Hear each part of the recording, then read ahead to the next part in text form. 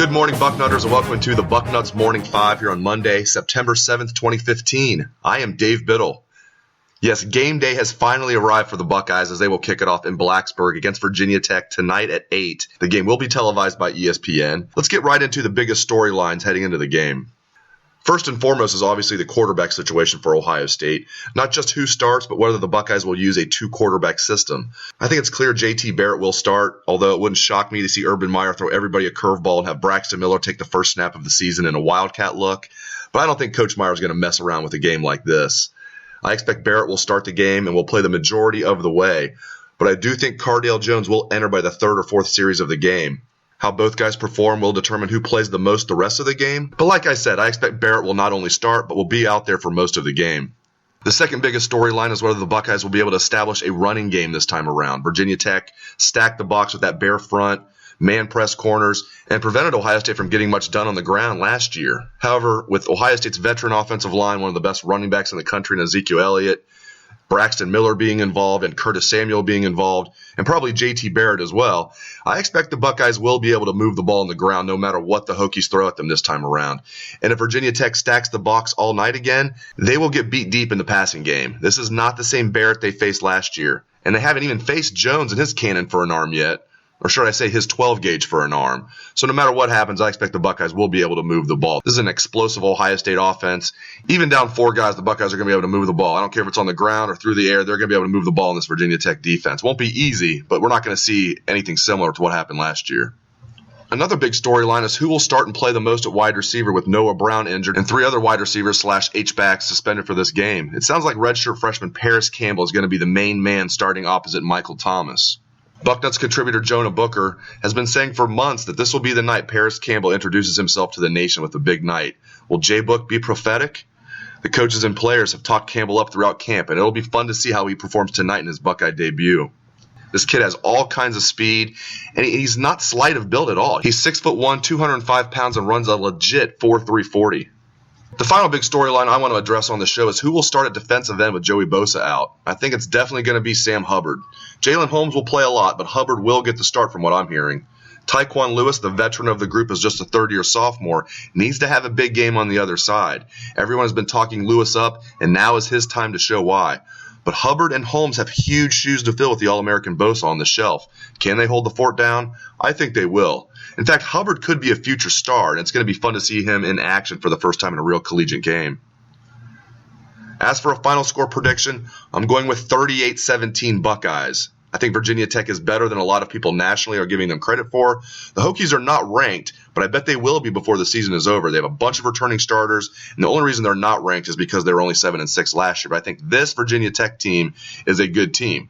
I just think this Ohio State team is locked and loaded, and revenge will absolutely be a factor tonight.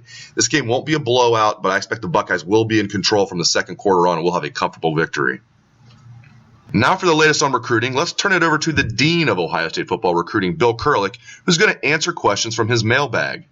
Today I'm going to reach into Kurelic's mailbag and answer a few questions thrown my way. Let's begin with 2016 quarterback Tristan Wallace hasn't gotten off to a great start to his senior season, and his ranking has dropped some. Are you worried about Wallace? Really, I'm not at all worried about Wallace. When you look at Tristan, first of all, his team, DeSoto, has played against two very good teams to start the season, which makes it tougher on Wallace. And second, Wallace has all the physical qualities that you could want in a quarterback prospect. Certainly he has excellent size, he has an outstanding arm, and he's very fast.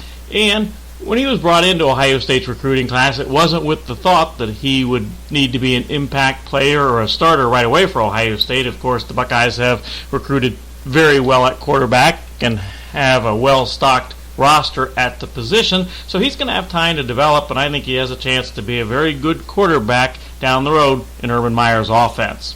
Second question, will Urban Meyer's 2017 class be his best ever recruiting class at Ohio State, and will it be the best ever recruiting class, period, at Ohio State? Well, first of all, to call it the best ever recruiting class at Ohio State at this early stage would be very premature. Certainly, Meyer and his staff are off to a tremendous start for the 2017 recruiting, with the number one class in the country in the 247 recruiting rankings. But certainly there's a ways to go on this class, and when you look back at the history of Ohio State football and some of the great classes that have been brought into Ohio State over the years, it'd be very hard to pick out one single class and label it as the best ever Ohio State recruiting class. As far as will it be Urban Meyer's best ever class at Ohio State, that's really hard for me to name it that at this early point as well, especially when you look at the 2013 class that Urban Meyer brought in and how many of those players have had a huge impact at Ohio State and played a big part in the Buckeyes winning the national championship at Ohio State. So let's just say that I think the Ohio State recruiting class for 2017, when all is said and done, is going to be a great one for the Buckeyes. And the third and final question for today is the Ohio State-Virginia Tech game a recruiting battle game? Well, certainly there's been some prospects that the Buckeyes and Virginia Tech have already battled on, such as Wayne Davis, who of course committed to Ohio State. He also was a prospect that the Virginia Tech staff wanted. And then Wayne Davis's teammate, 2017 defensive lineman Darnell Ewell, is a prospect that both schools are hot after for 2017. And then you look at, for instance, Sean Wade, who is perhaps going to be at the Ohio State-Virginia Tech game tonight as a guest of Virginia Tech. But even if he is at the game, he has told me he is going there as an Ohio State commitment and rooting for the Buckeyes. So certainly there are prospects that the Buckeyes have already battled over with the Hokies for, and will continue to battle in the future for prospects with the two teams. But certainly Ohio State is going to hit the state of Virginia very hard as they recruit, but it's not, of course, the only state. They hit just about every state, it seems, very hard, and this won't be too much different than Ohio State playing many other teams when it comes to recruiting battles. It'll be another team that the Buckeyes play that they will continue to battle for top recruits for. Thank you very much, Bill. And I bet the listeners didn't even know mail was delivered on holidays. As for coverage on the site today and tonight for the big game, Steve Hellwagon already has his 10 pressing questions posted to the site. Make sure you check that out. We also have our game thread already posted to the Front Row message board. I'm guessing that will be about a 100-page thread by the end of the game. Or am I underestimating you guys? During the game, we will post in-game bolts on things like who starts at quarterback and other big moments.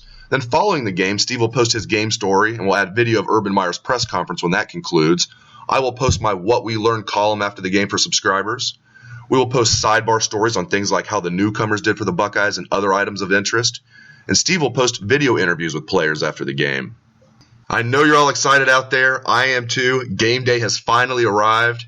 Enjoy grilling out, whatever you're going to do to kill the time till 8 o'clock. I'm personally going to grill out. I'm going to have some steak, some chicken. So looking forward to that. Thanks to Bill Kurelic, and thanks to you for tuning into the show. I really appreciate it. I hope everybody has a great Labor Day.